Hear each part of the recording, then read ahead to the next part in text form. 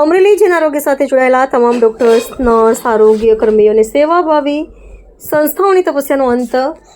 ઐતિહાસિક દિવસ. સાવરકુંડલાને મળી પોતાની બ્લડ બેંક. સાવરકુંડલાનું સપનું સાકાર. રાજ્યમંત્રી કૌશિકભાઈ વેકરિયા, લોકપ્રિય ધારાસભ્ય મહેશભાઈ કસવાલાના હસ્તે આધુનિક બ્લડ બેંકનું લોકાર્પણ કરવામાં આવ્યું. સાવરકુંડલાની જનતા માટે બ્લડ બેંક આપવા બદલ માનનીય મુખ્યમંત્રી શ્રી ભૂપેન્દ્રભાઈ પટેલ તથા આરોગ્ય મંત્રી શ્રી પ્રફુલભાઈ પાનસેરિયાનો ખૂબ ખૂબ આભાર. સાવરકુંડલા શહેર માટે આજનો દિવસ ઐતિહાસિક અને ગૌરવનો દિવસ સાબિત થયો છે.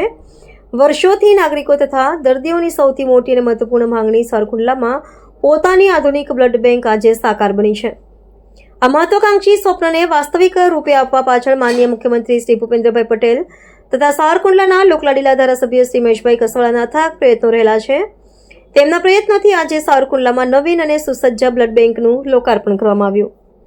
આ લોકાર્પણ રાજ્યમંત્રી કૌશિકભાઈ વેકરિયા, ધારાસભ્ય મહેશભાઈ કસવાળા તેમજ સાધુ સંતોની વિશેષ ઉપસ્થિતિમાં પૂર્ણ થયો.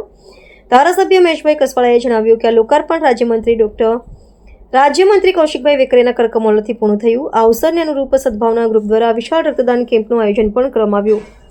આ બ્લડ બેંકના લોકાર્પણ તેમજ રક્તદાન કેમ્પ પ્રસંગે રાજ્યમંત્રી શ્રી કૌશિકભાઈ વેકરિયા, લોકપ્રિય ધારાસભ્ય મહેશભાઈ કસવાળા, કલેક્ટર શ્રી, ડીડીઓ શ્રી, માનવ મંદિરના ભક્તિરામ બાપુ સહિત નગરપાલિકા, તાલુકા પંચાયત, જિલ્લા પંચાયત હોદ્દેદારશ્રીઓ અને સદસ્યશ્રીઓ, જિલ્લા સાવરકુંડલા શહેર તેમજ તાલુકા સંગઠનના હોદ્દેદારશ્રીઓ, સભ્યશ્રીઓ, વિવિધ સંસ્થા હોદ્દેદારશ્રીઓ, સમાજ અગ્રણીઓ ઉપસ્થિત રહ્યા હતા. રિપોર્ટર સરફરાઝ ખોખર, અમરેલી.